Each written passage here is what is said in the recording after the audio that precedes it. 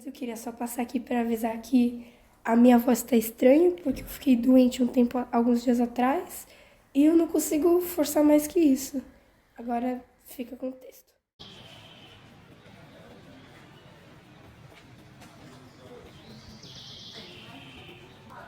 Oi, gente. Hoje nós vamos falar sobre os africanos escravizados com imagens do Museu Afro-Brasil, que fica localizado no pavilhão Padre Manuel da Nóbrega, no mais famoso Parque de São Paulo, Parque Ibirapuera.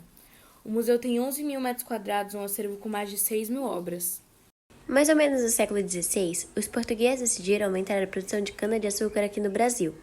Para isso, além de escravizar indígenas, eles começaram a escravizar africanos, uma prática que durou mais de 3 séculos.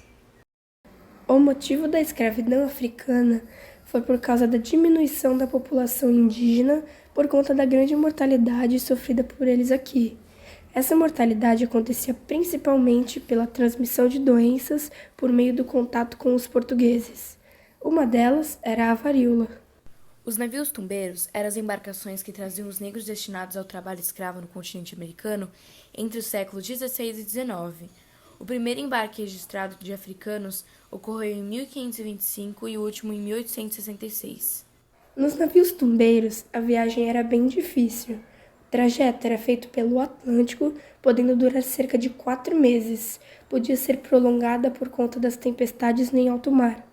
Homens, mulheres e crianças eram transportados amontoados em compartimentos minúsculos nos navios, escuros, sem nenhum cuidado com a higiene. As necessidades humanas eram presenças constantes nos porões.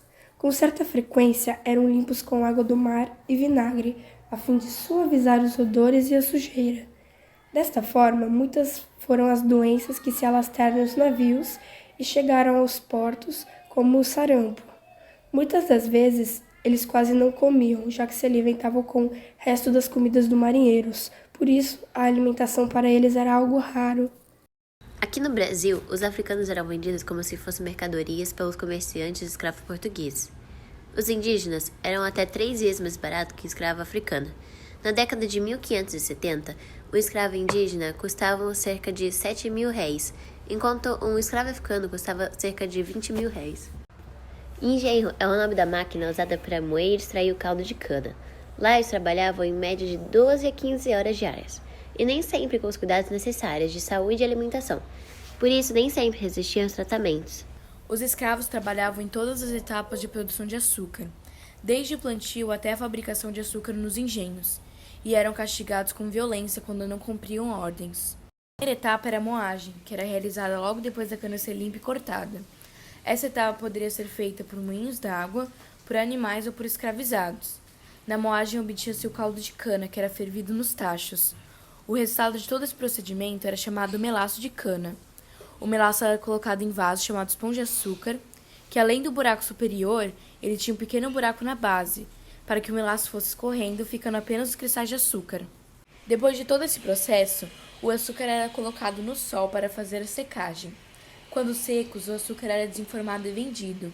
A parte superior obtinha seu açúcar que você usa na sua casa para tomar café, o açúcar cristal, que era o que dava mais lucro, e na parte inferior tinha-se o mascavo, o açúcar mais barato. Todo o lucro obtido era para o senhor de engenho. Toda a utilização do trabalho escravo no Brasil foi marcada por diversas manifestações de resistência contra esse tipo de relação de trabalho opressivo. Entre tantas alternativas, a Constituição dos Quilombos foi uma das mais ousadas e bem articuladas ações que buscavam quebrar as imposições da administração colonial. Os quilombos eram espécies de refúgio para ex-escravos que fugiam das fazendas na época do Brasil colonial.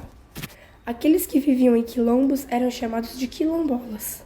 Eles realizavam atividades como extrativismo, artesanato, produção cultural, turismo de base comunitária e a venda de produtos feitos a partir de matérias-primas produzidas pela comunidade. Também contribuem para complementar a renda. Muitas das vezes, eles trocavam as coisas que plantavam entre eles. Um dos quilombos mais famosos era o Quilombo dos Palmares, que foi o maior quilombo que existiu na América Latina. Chegou a reunir cerca de 20 mil habitantes. Foi um dos grandes símbolos de resistência dos escravos do Brasil e foi alvo de expedições organizadas por portugueses e holandeses.